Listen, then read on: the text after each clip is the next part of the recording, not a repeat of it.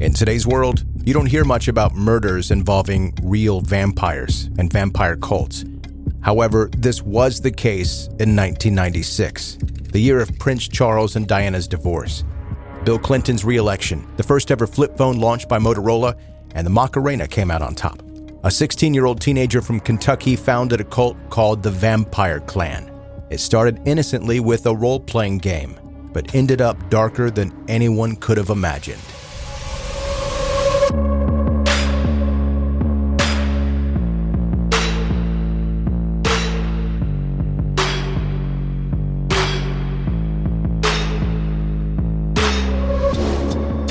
Welcome to 10-Minute Murder, brief and bingeable true crime.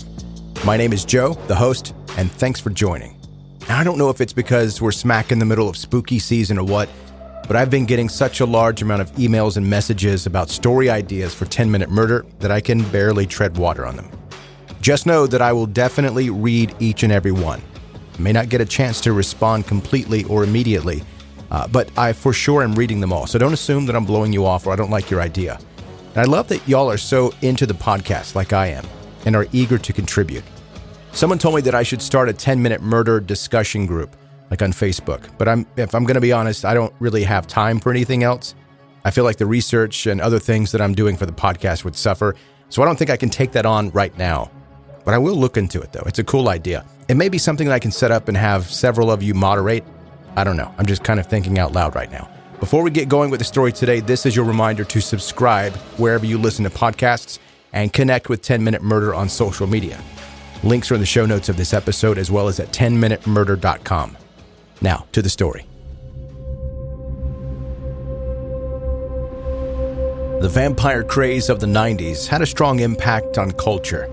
It seemed like harmless fun for alternative kids, but this fascination ranged from sporting pale-faced powder and long black coats to dodgy rituals and blood tasting.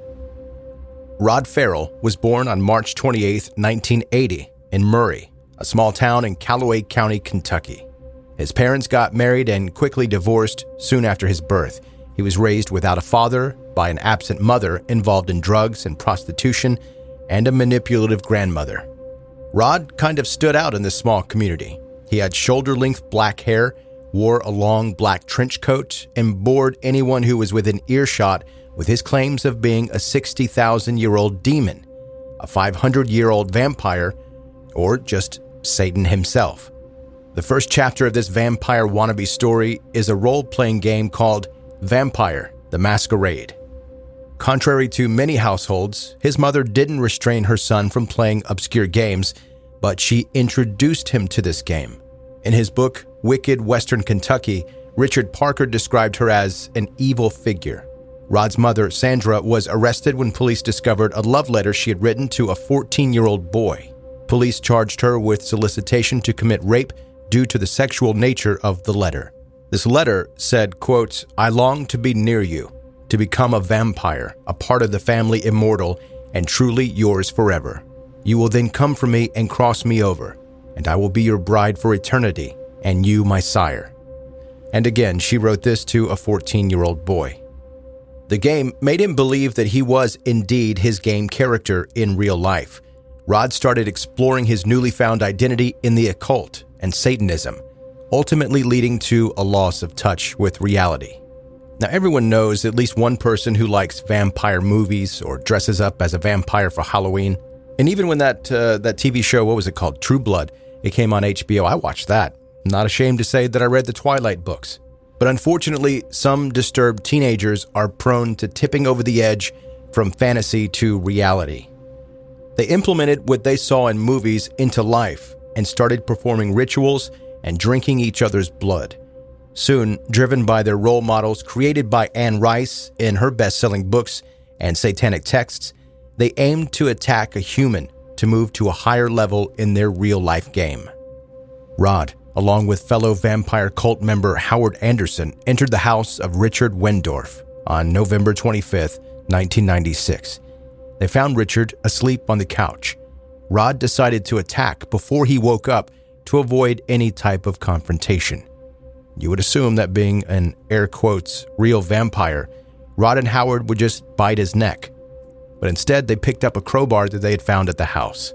Rod Ferrell beat Richard to death, cracking his skull and ribs. The ongoing massacre in the living room was discovered by Richard's wife, Ruth, who had been taking a shower while Richard was being killed. When they saw her, she was attacked also by the vampire cultists with the same crowbar. According to Rod, he wasn't intending to hurt Ruth, but he murdered her in revenge because she splashed a cup of hot coffee on him. She was bludgeoned to death on the kitchen floor. Following the killings, Ferrell marked Richard's body with a V-shaped burn. The choice of victims was not accidental. The attacked couple were the parents of Rod's girlfriend, Heather. She seemed to change dramatically after she began dating him. Heather's parents banned her from speaking to him. She ran away from home, which she claimed to be hell, and that had motivated her boyfriend to act. Rod Charles Mansoned his friends and convinced them to raid Wendorf's house to set free his damsel in distress. Locals claimed that there had been warning signs before the tragedy. The underground cult was rumored to practice Satanism, animal abuse, and boozy parties at cemeteries and abandoned properties. The cult kept a low profile in their free-time activities under the police radar, though. The community of Murray started suspecting some type of cult activity going on after the cult mutilated 2 shelter dogs, and police were tipped off about a satanic cult operating in the town. After the vampire wannabes reached Florida, one of Rod's friends witnessed the cult members sucking each other's blood. He also claimed to have overheard an idea of stealing the Wendorf's Ford Explorer SUV after killing them for the subsequent trip. Real vampires would have turned into bats and flown away. Driven by the passion for Anne Rice's books, they took the depicted fantasy at their word. They planned to make a pilgrimage to the Jerusalem of vampires, New Orleans. The vampire movies were on the rise in the early 90s. Following Bram Stoker's Dracula in 1992, the film version of Anne Rice's Interview with a Vampire, starring Tom Cruise and Brad Pitt, came out 2 years later. And for those who aren't familiar with the movie or the book, the story takes place in New Orleans. Not only did they hope that they would meet other real vampires there, but they also hoped to find a voodoo practitioner who would give them supernatural powers. The criminal mastermind Rod Ferrell used Wendorf's stolen credit card to buy a knife in Walmart, serving himself up on the investigators' plate. When they arrived in New Orleans, they weren't able to follow through with their vampire plans, as they were on the run, living off of what they managed to find or steal. As the teenagers realized that they weren't rich landowners from colonial times, just like their hero, Vampire Lestat, and they were super broke, one of the cult members was desperate.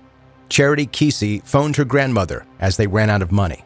Thankfully, Charity's Nana thought better of it and gave the police a call and repeated all of the necessary information, including the group's whereabouts. Heather and Rod were tricked to meet at a local hotel where instead of Nana, they met the cops. After being held at a local jail for a week, they were extradited back to Florida. On February 12, 1998, then 17-year-old Ferrell, after changing his confessions several times, pleaded guilty to both murders. He testified that the rest of his vampire pack were innocent.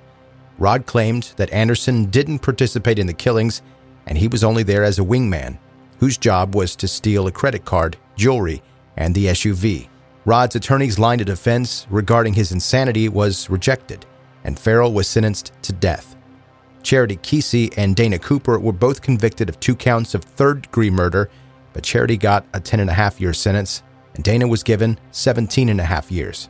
Wingman Howard Anderson was convicted of the same charges as Ferrell and sentenced to life in prison. As always, when a convicted killer happens to be a game player of any kind, it provokes a whole lot of accusations and debates. The media had a field day, and parents pointed fingers at certain games and forbid their kids to play them. In the case of Rod Ferrell, he was a ticking time bomb, void of empathy and morality, ready to explode at any time. Role-playing and the vampire obsession was only a spark. Rod was an example of bad family, mental, and cultural conditioning. Instead of getting professional help, he turned to occultism, vampirism, and Satanism, which made him feel powerful and special. Small towns like Murray in western Kentucky were forever changed as people realized that true evil, previously associated with bigger cities, creeps in unnoticeably, even into their neighborhoods. The story shows how one disturbed individual can go so far as to influence others to drink each other's blood and escalate to murder. The teens truly believed that they could transform into vampires and get away with anything, just like in their favorite books. Instead, they hit a solid, reality-based brick wall, and justice was served.